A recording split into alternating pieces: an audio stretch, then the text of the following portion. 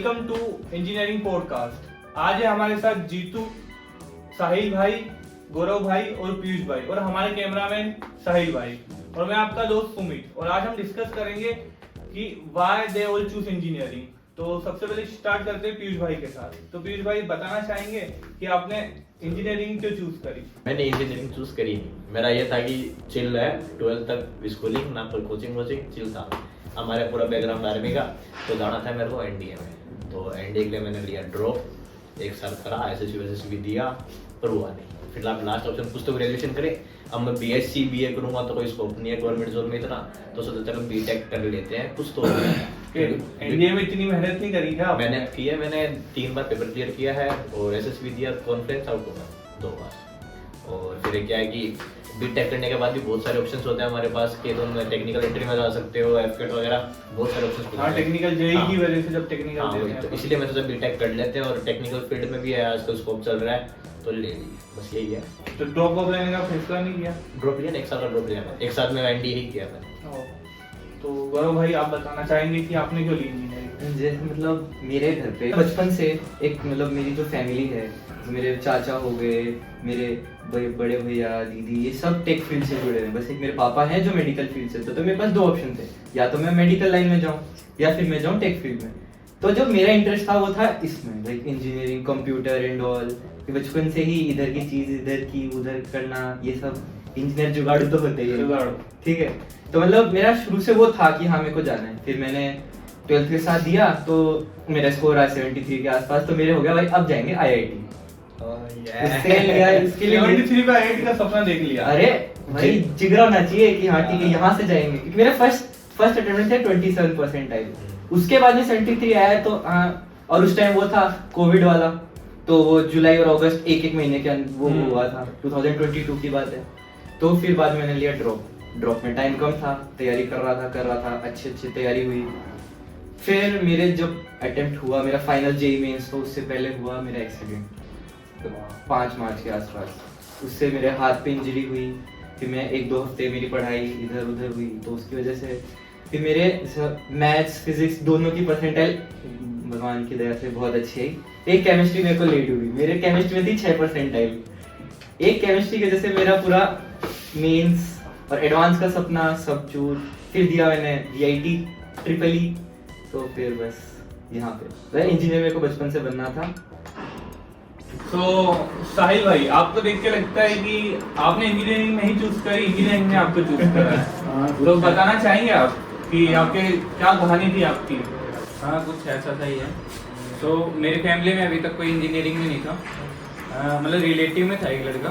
तो उसके पापा ने बोला कि जैसे मैं 12th में अच्छी खासी परसेंटेज वगैरह आ गई थी। कितनी आ गई थी? 94 सॉरी।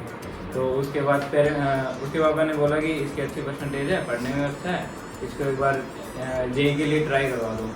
तो पेरेंट्स ने बोला एक बार ट्राई कर ले, वो तो ठीक है, वरना ना हो तो भी ठीक है, कोई दिक्कत नहीं है। तुम्हारे वो ऐसा था कि 11th-12th से सोच रखा हो कि मेरे को जेईई में जाना है या 12th के बाद ही सोचा था? नहीं, 11th-12th तक कोई ऐसा प्लान नहीं था मेरा। 11th-12th तक बस स्कूल लाइफ थी।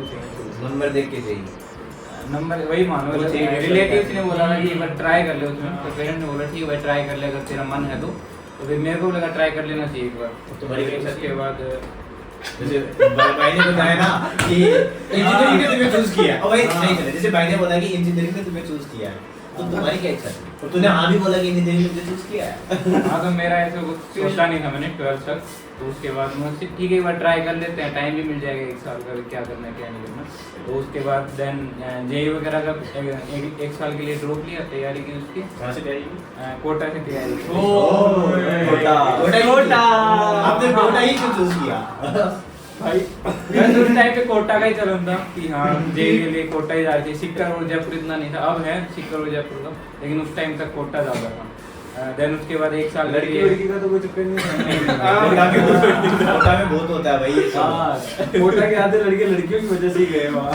हाँ, हो सकता है, लेकिन मेरे ऐसा कुछ तो कोटा जाने के बाद 1 साल के लिए मैंने तैयारी की।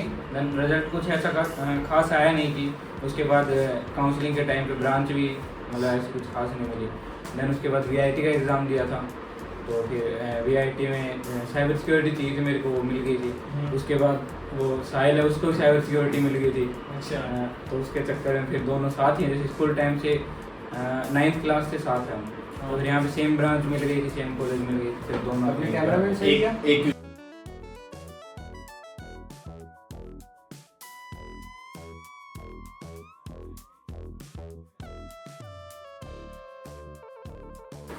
तो आप जैसे अभी है ना भाई के क्या है कि अपने CGPA चल रही है 9 प्लस चल रही है, तो बस मेरे को ये डाउट है अभी 9 CGPA है, मतलब पढ़ाई में अच्छा है, मेरे साथ क्लासेज है इसकी और स्टार्टिंग से हम लोग साथ में हैं, तो जेई में नंबर कैसे पढ़ेंगे? मतलब 12th में भी इतने अच्छे हाँ, 12th में भी अच्छे हैं, 9 भी अच्छे हैं, हैं। वो जो एक साल का ड्रॉप फेज है थोड़ा सा वो पड़ता है। भाई टॉप में तो बढ़ने चाहिए थे वो। भाई कंप्यूटर साइंस के लिए 98% आउट चाहिए उसके लिए, मैं शायद तेरे को पता होगा कि आप जो भी टॉपर लोगों के भी नहीं आते, तो मैं तो कह दी भाई की प्रेफरेंस देखिए सिर्फ कंप्यूटर साइंस ही लूंगा वरना नहीं लूंगा।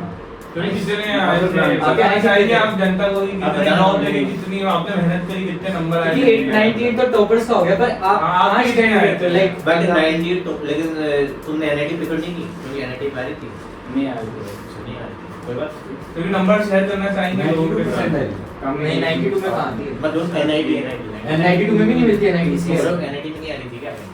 तो बोले और NIT नहीं अरे यार NIT कुछ- हो जाएगा थोड़े होते हैं। उसमें फिर लोअर ब्रांच में भी 90 ऊपर ही चाहिए। और 90 का 90 करते ही है। साहिल भाई आपका एक्सपीरियंस तो कमाल का था, तो जीतू भाई मैंने काफी सुना है कि आपने एयरफोर्स छोड़ी है या ड्रॉप किया है उसको, उसके बाद इंजीनियरिंग चूज करी है, तो आपने ऐसा क्यों किया? तो ऐसा इसलिए था क्योंकि मैं आता हूँ शेखावाटी रीजन से। अच्छा। तो हमारे उधर क्या है, जैसे मेरे दादाजी BSF में थे तो मेरे परदादा थे वो आर्मी में थे। तो हमारी तरफ क्या होता है, मेनली हम सबसे पहले सारे, जैसे मेरे ताऊजी के लड़के हैं, मैं हूँ, तो हम सब पहले हमारा ऐसा होता है कि हमारी तरफ वो इंटरेस्ट होता है कि हम आर्मी में जाना है, एयरफोर्स में जाना है, इन सब में जाना आज है। भी यही है कि अगर कोई गांव में है अभी भी है हाँ। तो वो आर्मी ही कर रहा है या मेरे को सेट मेरे गांव में भी ऐसा ही होता हाँ, है। तो हमें- अगर कोई गांव वाला आर्मी पहुंच जाता है तो बहुत बड़ी इंडस्ट्री हाँ वो चीज़ है। तो क्या हुआ कि मैं स्टार्टिंग से क्या है ना कि मैंने इंग्लिश मीडियम में पढ़ाया पापा ने, तो मेरे स्टार्टिंग से था कि मेरे को एयरफोर्स में जाना था, स्टार्टिंग से ही मेरा ये था। तो मैंने 10th तक नॉर्मल स्कूलिंग की, फिर 11th-12th में फाउंडेशन की मैंने। वो 10th में थोड़े अच्छे नंबर आए थे, तो हमारे जो अपार्टमेंट में जहाँ मैं रहता हूँ तो वहाँ पे एक हमारे फेमस कोचिंग है, तो वहाँ पे सर पढ़ाते थे, तो उन्होंने जो बोला कि फाउंडेशन स्कूल टाइप होता है, कोचिंग टाइप होता है। फाउंडेशन था कि जो 11th-12th में अपन स्कूलिंग को अपन एडिशनल रखते हैं और मेन फोकस करते हैं जो अपन IIT नीट के सब्जेक्ट्स होते हैं उन पे। तो उस चीज़ में डाला, उन सर ने बोला कि तेरे अच्छे परसेंटेज बने, मैथ्स तेरी बढ़िया है, तो तू IIT की प्रिपरेशन कर, उसमें तेरा हो सकता है। तो पापा ने एग्री कर दिया, तो उस वजह से मैंने फिर कोचिंग ज्वाइन की। 11th-12th में मैंने फाउंडेशन किया। फिर उसके बाद मेरा 11th-12th में थोड़ा केमिस्ट्री के अंदर इंटरेस्ट बहुत ज़्यादा कम था, तो उसकी वजह से फिर मैंने पापा को बोला कि IIT वाला ये तो क्लियर हो नहीं पाएगा। तो पापा ने बोला चल छोड़, टाइम वेस्ट करने में कोई फ़ायदा नहीं। फिर पापा ने बोला कि एयरफोर्स में ट्राई करते हैं, एयरफोर्स का कर वो जो तेरे को पहले करना था। तो फिर मैंने एयरफोर्स मैंने वो वहाँ से फाउंडेशन के बाद आगे का वो वापस रीट्राई नहीं किया मैंने, उसके अंदर IIT एडवांस वो JEE मेंस देने का। फिर मैंने एयरफोर्स की प्रिपरेशन चालू की। तो ये बात थी, मैं 2020 में पास आउट हुआ था 12th में। तो इस मतलब 12th में NDA वगैरह दी थी अपने? नहीं NDA कभी नहीं थी मैंने। NDA में भी थोड़ा क्या है, मेरा इंग्लिश का प्रॉब्लम रहता है, तो वहाँ पे इंटरव्यू मेरे को पसंद नहीं है। अच्छा। तो एयरफोर्स में मैंने ट्राई किया कि एयरफोर्स में तो मेरा हो ही जाएगा, तो ऐसा करके तो थोड़ा मेरे को कॉन्फिडेंस था खुद पे, तो मैंने एयरफोर्स की तैयारी चालू की। तो फिर मैंने शायद 2 या 3 महीने प्रिपरेशन की, उसकी ऑनलाइन ली क्लासेस वगैरह। फिर मैंने एग्ज़ाम दिया, तो एग्ज़ाम वगैरह क्लियर हो गए थे। फिर जो मैंने फर्स्ट एग्ज़ाम दिया था एयरफोर्स का, तो उसमें क्या हुआ कि कोविड आ गया था, तो वो एग्ज़ाम कैंसिल कर दिया। हाँ। फिर उसके बाद 1.5 साल कोविड चला, ब्रेक चला, तो फिर उस टाइम पे मैं कुछ नहीं किया। उस टाइम मैंने BSc ज्वाइन कर रखी थी, BSc कर रहा था मैं, जो घर वो प्राइवेट वाली करते हैं। हाँ। तो उसके अंदर मेरा फर्स्ट ईयर हो गया था और सेकंड ईयर मेरा चल रहा था। तो उसके अंदर साथ साथ में BSc चल रही थी, एयरफोर्स की प्रिपरेशन चल रही थी, ब्रेक चल रहा था। फिर उसके बाद मैंने फिर आई अग्निवीर स्कीम, तो फिर हाँ उसके अंदर मैंने फिर वापस अप्लाई किया एयरफोर्स के लिए। कौन कौन से सब्जेक्ट की तैयारी करनी पड़ती है बताएंगे? मैंने मतलब एयरफोर्स के लिए एयरफोर्स में 2 ग्रुप में एंट्रीज होती हैं हाँ। सोल्जर लेवल पे, x technical group, non technical group, x group, y group. तो अभी वो क्या है ना कि अग्निवीर में तो वो भी हट गया है सारा का सारा टेक्निकल नॉन टेक्निकल वाला। तो उसमें मैंने टेक्निकल ग्रुप की तैयारी की थी। उसके अंदर 3 सब्जेक्ट पढ़ने पड़ते हैं, फिजिक्स, मैथ्स और इंग्लिश, ठीक है। तो फिजिक्स और मैथ्स की तैयारी मेरी 11th-12th में हो चुकी है। 11th-12th का सारा कंटेंट वो मैटर आता है, सारा का सारा सिलेबस। तो मैंने मेनली कोचिंग से प्रिपरेशन की थी इंग्लिश की। तो उसमें क्या सीन होता है कि 3 सब्जेक्ट होते हैं, 1 घंटे का पेपर होता है। तो उसमें से 25-25 क्वेश्चन आते हैं मैथ्स फिजिक्स के, 20 क्वेश्चन आते हैं इंग्लिश के, और हर एक सब्जेक्ट को 20-20 मिनट मिलते हैं स्पेसिफिक, कि आपको 20 मिनट में 25 क्वेश्चन मैथ्स के करने हैं, 20 मिनट में 25 क्वेश्चन फिजिक्स के और 20 मिनट में इंग्लिश के करने हैं, ठीक है। तो उसके अंदर मेनली सारा खेल रहता है स्पीड का, कि आप कितनी जल्दी वो क्वेश्चंस कर रहे हो और कितनी एक्यूरेसी के साथ कर रहे हो। कोई नेगेटिव मार्किंग इंक्लूडेड होती है। तो मेरा उसके अंदर अग्निवीर वाला मैंने फिर सेकंड अटेम्प्ट दिया, फिर उसके अंदर मेरा हो गया था। साथ साथ में मैंने एक एनडीए का लास्ट चांस बचा था मेरा एज वाइज, तो मैंने वो भी दिया, तो वो भी मेरा क्लियर हो गया था। तो फिर मैंने जब मेरा जब मेरा एयरफोर्स और एनडीए का दोनों का हुआ क्लियर, तो मैंने सोचा कि मैं पहले लास्ट अटेम्प्ट है एनडीए का, तो मैं एसएसबी की प्रिपरेशन कर लेता हूँ। तो मैंने 15 दिन दिल्ली जाके एसएसबी की कोचिंग ली। तो मैंने वहाँ पे कोचिंग वगैरह ली, फिर एसएसबी देने गया मैं गुजरात गांधीनगर। तो वहाँ पे मेरा नहीं हो पाया, स्क्रीन आउट हो गया वहाँ से मैं। तो उसके जस्ट एक दिन छोड़ के, जैसे 22 को मेरा एसएसबी था, 24 को मेरा एयरफोर्स का फिजिकल था। तो फिर मैंने वहाँ से निकला, तो मेरे मामा जी गए हुए थे साथ एसएसबी दिलवाने के लिए। तो फिर उन्होंने बोला कि थोड़ा ऐसे हो गया था, तो उन्होंने बोला कि मेरे जो जहाँ पे मैंने कोचिंग की थी एयरफोर्स के, वहाँ के दोस्त थे मेरे, तो उनका बेंगलोर सेंटर आया था, मेरा भी बेंगलोर सेंटर आया था। तो उन्होंने बोला कि तो थोड़ा घूमा, देखा कि कैसा क्या होता है एयरफोर्स का, हो गया तो बढ़िया है, नहीं हुआ तो कोई बात नहीं, अपना चल रहा है, कोई दिक्कत नहीं है। तो फिर मैं वहाँ से डायरेक्ट चला गया बेंगलोर, वो एयरफोर्स का जो भी प्रोसेस होता है वो देखने के लिए। तो फिर मैं वहाँ गया, फिर मेरा एक दिन बाद 24 को मेरा फिजिकल था। तो फिर मैं वहाँ मेरे दोस्तों के पास गया, तो फिर मैं वहाँ रुका दोस्तों के पास। फिर अगले दिन सुबह 5 बजे हमें ग्राउंड में लेके गए। तो वहाँ पे क्या होता है, 1600 मीटर की रनिंग होती है और 6 मिनट का कुछ टाइम रहता है उसमें। तो वहाँ पे मैंने थोड़ा वो, फिर वहाँ पे वो दोस्तों ने बताया कि कैसे क्या करना है, रनिंग कैसे होगी, क्या होगा। तो फिर मैं उनके साथ गया वहाँ।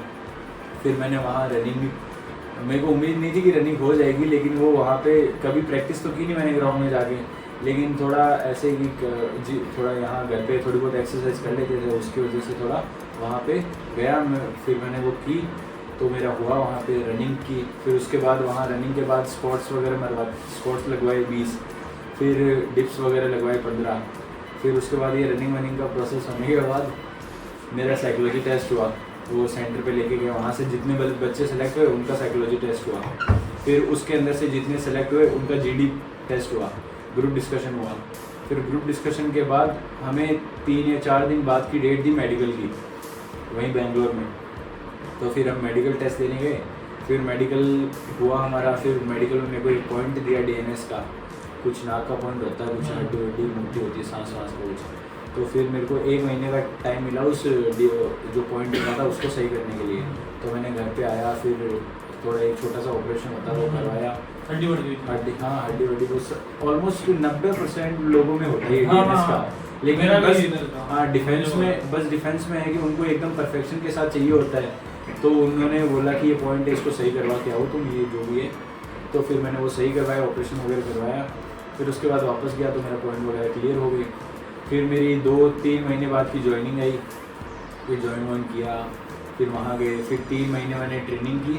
फिर मैंने डिस्चार्ज का, मेरे पापा ने मम्मी ने बोल दिया कि नहीं ये नहीं करना, अग्निवीर है ये वो। उनको पसंद नहीं है कि इतने दिन के दूर रहना पड़ रहा है, इतनी अच्छी वो अग्निवीर वाली स्कीम भी नहीं लग रही थी, सेटिस्फाइड नहीं थे। तो उन्होंने बोला कि छोड़ दे अपने, और बहुत ऑप्शन है। फिर मैंने वहाँ से फिर मैं बीटेक में आया। तो ये सब अरे जीतू भाई, जैसा हमने बहुत सुना है कि लाइक एयरफोर्स हो गया या कोई भी आर्मी की ट्रेनिंग कैंप होता है, जो भी वहाँ पे लाइक जो पनिशमेंट्स होती हैं जो सीनियर्स के थ्रू मिलती हैं, लाइक न्यूली एंटर्ड जिनको अपन कहते हैं फ्रेशर्स को, वो किस टाइप से होते हैं और किस किस वे में दी जाती हैं, वो बताओ। तो इसमें ऐसा है कि ये जो सीनियर्स वाला और ये है, ये होता है एनडीए में ऑफिसर लेवल पे होता है, उनकी ट्रेनिंग चलती है 4 साल। अच्छा। तो जो सोल्जर लेवल वाली ट्रेनिंग होती है, और अग्निवीर में जो था ना स्पेसिफिकली, अग्निवीर में ऐसा हो गया था 6 महीने की फिजिकल ट्रेनिंग करती थी, फिर उसके बाद 2 या 2.5 महीने की टेट्रा ट्रेनिंग होती थी, जो स्पेसिफिक एक किसी इक्विपमेंट पे या फिर एक किसी वेपन पे जिस भी सोल्जर की पोस्टिंग होगी, ड्यूटी असाइन होगी, उसकी ट्रेनिंग होती थी 2.5 महीने की, और उससे पहले 6 महीने फिजिकल ट्रेनिंग होती थी। तो इसमें ऐसा था, पनिशमेंट में इसमें सीनियर्स का कोई रोल नहीं था। हमारे जो फिजिकल ट्रेनर्स थे, जो एयरफोर्स के जो सर्विंग सोल्जर्स थे, ऑलरेडी ऑफिसर्स थे, वो करवाते थे ट्रेनिंग, और वही पनिशमेंट वगैरह देना उन्हीं का होता था सारा। तो उसमें ऐसा था कि पनिशमेंट का उनमें ऐसा है कि सबसे मेन चीज़ होती है डिसिप्लिन, जो हम सबको पता है। तो वहाँ पे डिसिप्लिन का ऐसा है कि कुछ भी एक भी चीज़ इधर उधर हुई कि मतलब कि जो बोला गया है वो एक्यूरेट वो का वो ही होना चाहिए। इधर उधर होते ही बिल्कुल वो एकदम टाइम के पक्के होते हैं, हर काम के पक्के होते हैं, जो काम बोल दिया वो एक्यूरेट होना चाहिए। तो उसके अलावा इधर उधर होते ही वो पनिशमेंट तैयार रहती है उनकी सबकी। तो ऐसा एक, जैसे कि फॉर एग्जांपल हम ले सकते हैं कि उनके सुबह उठने का और रात को सोने का जो रोल कॉल टाइम होता है ना, रोल कॉल मतलब वो अटेंडेंस लेते हैं बच्चों की कि बच्चे सारे हैं कि नहीं है, कोई गायब तो नहीं है। तो उनका ऐसे होता है कि रात को 10 बजे 10:30 बजे लास्ट रोल कॉल होता है सोने से पहले, और सुबह उठते हैं तो 4:30 बजे एक रोल कॉल होता है। तो उनका फिक्स होता है कि जैसे हमें जो हमारा उस्ताद था वो हमें बोलता था कि तुम्हें 4:30 बजे यहाँ पे ये जो सेंटर होता था हमारे हॉस्टल का, वहाँ पे सबको इकट्ठा होना है। तो हमें 4:30 बोलते थे। तो उन्होंने स्ट्रिक्ट इंस्ट्रक्शंस दिए थे कि तुम चाहे 4:25 उठो, चाहे 4:20 पे उठो, चाहे 4:10 पे उठो, कभी भी उठो, हमें उससे कोई मतलब नहीं है। 4:30 हमें सारे बच्चे यहाँ चाहिए। 4:30 से जो भी लेट हुआ उसको पनिशमेंट मिलनी थी। तो पनिशमेंट में वो करते थे कि लेट से एक बार एक लड़का, 2 लड़के थे, तो वो आए नहीं टाइम पे, तो उनको उन्होंने वो आए, फिर लेट हो गए थे वो 5-10 मिनट कुछ। तो उनको वो सर ने बोला कि लेट क्यों आए भाई? तो फिर वो बोलते हैं कि सर शेविंग कर रहे थे, ये कर रहे थे, शेविंग में टाइम लग गया ऐसे वैसे। तो बोला अच्छा शेविंग में टाइम लग गया, अच्छा बोलो चलो ठीक है साइड में आओ। साइड में गए तो वहाँ मिट्टी वगैरह थी, वो बेलगांव साइड उधर थोड़ी बजरी टाइप में होती है, ऐसे पथरीली रेड सॉइल है वहाँ पे। तो फिर वो वहाँ पे उनको बोला साइड में आओ, फिर वहाँ पे पानी डलवाया, फिर कीचड़ बनवाया उसका, फिर बोला इस कीचड़ को पूरे मुंह पे रगड़ो, ठीक है, और स्कॉट्स लगाते जाओ, रगड़ते जाओ, स्कॉट्स लगाते जाओ। 100 स्कॉट्स लगवाए, रगड़वाए उनको गाल पे, और उसी दिन शेव करे हुए थे। हाँ शेव किया है, शेव ढंग से नहीं हो रहा तुम्हारा, शेव ढंग से करवाते तुम्हारा। तो फिर उनसे कोई 100-150 स्कॉट्स लगवाए कि आगे से हम कभी लेट नहीं आएंगे, आगे से हम कभी लेट नहीं आएंगे, बोलते जाओ, स्कॉट्स लगाते जाओ, रगड़ते जाओ, ऐसा। और मतलब ऐसी ही सारी पनिशमेंट्स मिलती रहती है। और जैसा एक चीज थी, आपने कहा था आपका एक वेपन होता है, जैसे 6 महीने की ट्रेनिंग होती है उसकी। तो तुम्हारी क्या इच्छा थी, कौन सा वेपन तुम्हें सीखना था? अच्छा, उन्हें उसमें वेपन ऐसे नहीं होता, उसमें होता है कि अलग, जैसे अपने यहाँ पे सब्जेक्ट्स की ब्रांच है ना, वहाँ पे हर एक तरीके की ब्रांच होती है। जैसे कि एक होता है वेपन्स की ब्रांच हुई, फिर वेपन्स के अंदर और डिटेल में सेपरेट वेपन्स आ जाते हैं, उनकी सेपरेट कर देते हैं सोल्जर्स को। फिर वेपन के बाद होती है कि कुछ जैसे अपने कम्युनिकेशन ब्रांच हो गई एक, इस टाइप से अलग अलग ब्रांच होती हैं। तो मतलब उसके हिसाब से और वो सारे टेस्ट लेते हैं पहले, फिर टेस्ट के बेसिस पे वो डिसाइड करते हैं कि कौन बंदा कहाँ जाएगा। ऐसे खुद की चॉइस नहीं होती। जो मतलब जिसमें बैटर है उसमें उसको डाल देते हैं ताकि उसमें और नहीं बैटर नहीं, सबका पहले एक कॉमन एग्जाम होता है, कॉमन एग्जाम, फिर उसके हिसाब से आगे सेपरेट एक चॉइस एक लड़का वो बोल रहा है मेरे को इस फील्ड में जाना है, बट उस टेस्ट के अकॉर्डिंग सबको पता चल रहा है कि वो इस वाली फील्ड में ज्यादा अच्छा है। हाँ, तो उसको उसी में भेजेंगे। हाँ, तो ऐसा पूछते ही नहीं है, जानना है क्या होता है, चॉइस नहीं है, जो है बस उनकी मर्जी। उनके हिसाब से एक तरह से जेई हो गया कि जो मेरा अभी 2 साल हो गए छोड़े हुए, तो रिग्रेट होता है कि आज 25 हाँ 2 साल तो अभी रिग्रेट होता है कि यहाँ इंजीनियरिंग ना करता, वहाँ होता तो ज्यादा सही होता। रिग्रेट नहीं होता कुछ भी, नहीं रिग्रेट कुछ नहीं होता। तो काफी मजा आया तुम सबके एक्सपीरियंस सुन के। और गाइस अगर आप और ऐसे कमाल के एक्सपीरियंस सुनना चाहते हैं, हमारी कॉलेज स्टोरी जानना चाहते हो, तो सब्सक्राइब द चैनल और कमेंट करके बताओ किसका पार्ट सबसे ज्यादा अच्छा लगा। तो मिलते हैं फिर अगली वीडियो में, बाय बाय।